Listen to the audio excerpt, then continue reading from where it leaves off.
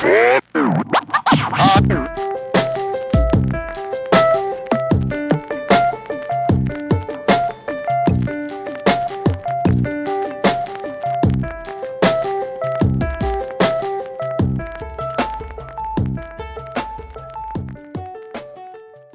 you could do this with the high three strings, you know, if you wanted. You could do it with all of them, but it's like kind of nice to take a small group and simplify it. So F sharp would be like this, right? F sharp locrian.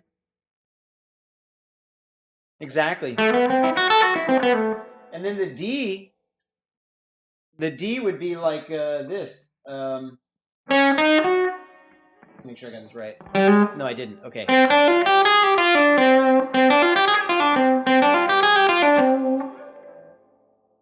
So yeah, actually there's only gonna be one note on the G string. So it's gonna be 5, and then you've got 3, 6, and then you've got 3, 4, and that's it.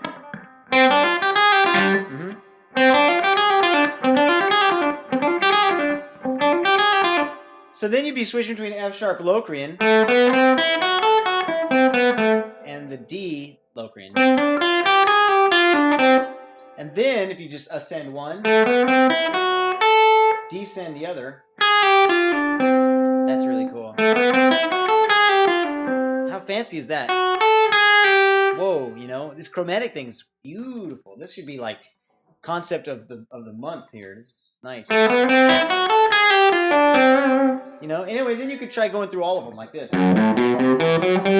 Sorry, I already messed up.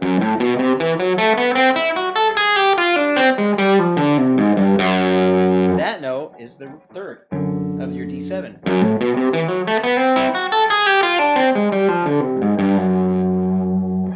Just put it up and down, up and down, and up and down, and up and down. And then maybe, you know, if you, it'd be good to play over like a loop. So if you had like something that gave you space. Not much happening in the loop. It gives you space and you can hear the chord.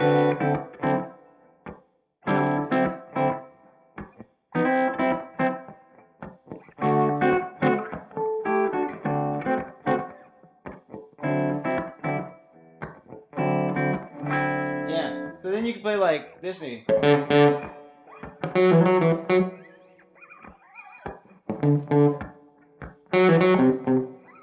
And I'll switch to the other one.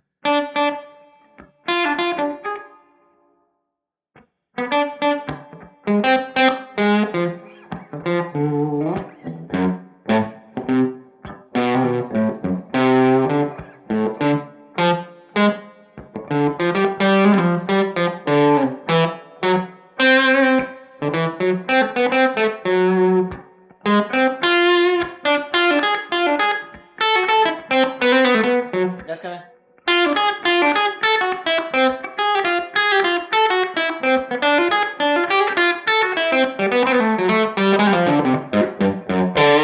Like that would be the hippest thing, dude, to really jam over. And this is one. Well, actually, no, it's two positions, actually, isn't it? Because we're doing one of our patterns, or patterns rather. We're doing one of our patterns for the D, and we're doing another pattern for the F sharp. So basically, there's only 5 patterns anyway, and that's 2 of them. You get real solid with that, man. And dude, you can bust that out. Like imagine Autumn Leaves, and you're not playing anything fancy. You got A minor. Obviously, we're not playing like jazz guys here, you know. But like, you know, you play with what you're comfortable with at first, just trying to get cool notes. You got A minor. Now D7 rolls around, and you go. It's like, holy smokes, this guy just got badass all of a sudden. What happened? You know, we had this, and then it's like, whoa, Jesus, we're changing worlds and stuff. Anyway, and then G major 7 rolls around, and of course you go, you know, and just wait for it to pass by or whatever. Or if you're comfortable with it, you can just to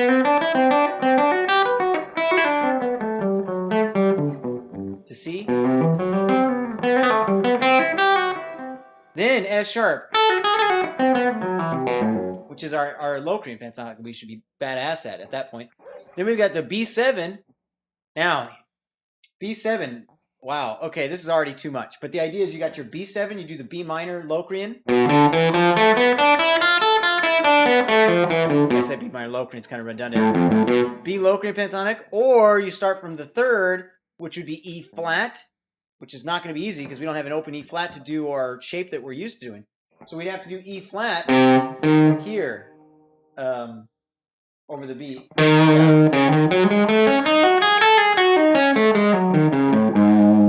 So actually, we're using our kind of like our B locrian sort of, and then we're switching to like our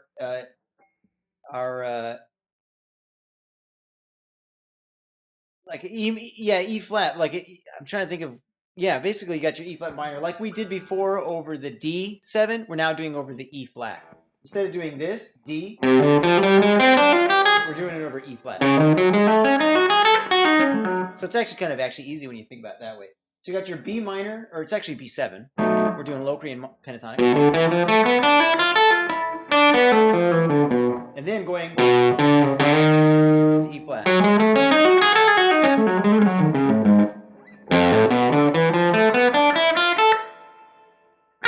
Oh.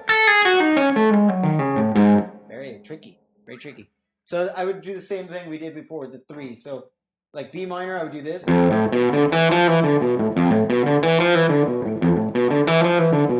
then we've got the E flat.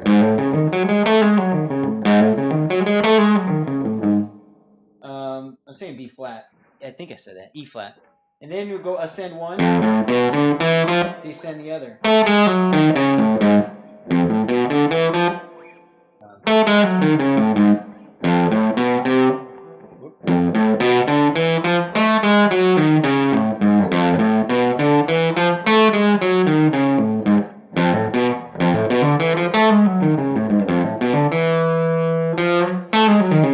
That is tricky. And then you do it with the high 3 strings. You try it with the whole thing. Anyway, so that's next step, you know. But for now, you can just get comfortable with the D. If you get comfortable with the D7 and you switch between these, then you can do that anywhere. Except we couldn't do it with the B because we ran out of space, real estate that way. But if you did B here, you could do the same thing. You'd be doing like.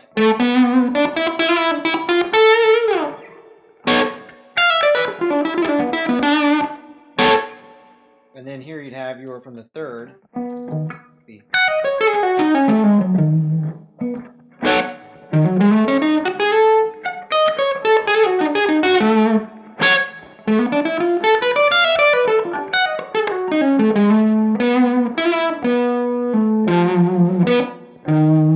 Wow.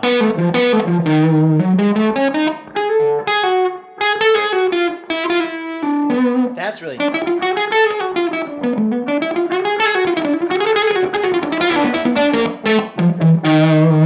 That's really neat. Because it's kind of symmetrical. Anyway, man, this is fun. And I was really interesting. It's kind of fresh. I enjoy it. I know, just a small little thing that turned into a massive thing, huh? Yeah, I love this transition over the dominant chords. What do you say that dominant? I mean, you want to get comfortable as much as you can with just basic looking at them as a half diminished chord shapes, but applying it over minor is just as easy. This could all very well be F sharp minor chord that we're playing over. You know, where we include the flat 5. It doesn't necessarily have to be looked at as a F sharp half diminished. So you can use this over your half diminished and your minor chords basically from the root. Then you got the D7s because you can play minor over it, minor pentatonic. You can do the same thing from the root. You can play from the root over minor chords and dominant chords. That's a really good way to practice it. And if you want to try this really interesting thing, you do it from the root of the dominant chords and from the third of the dominant chords, which is diatonically relative, where you'd have this. You'd be starting from the 7th, which is low. Cool? Oof, man, do you have any questions? Well, the thing is, the reason we started from the 3 was this, all right? It's not so much we were just starting from a 3 arbitrarily. It was that the D7 chord, D is a 5 chord.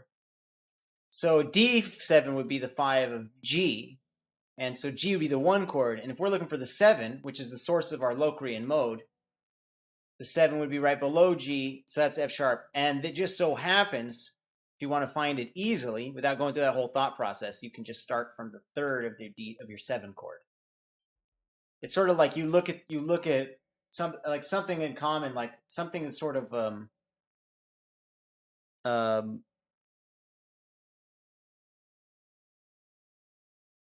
yeah. It's kind of like just something you can recognize rather than the whole process of how it came to be and how you understand it, how you figure it out. You know, it's especially good to know all that stuff. But once you do know it and do figure it out, and you're in the heat of the moment, you go D7, you just start from the third. You know, it's like, well, that was way better because I didn't have time to think. Okay, this is the 5 of G, and the 7 would be right below with F sharp. You know, you'd be like 2 measures later already.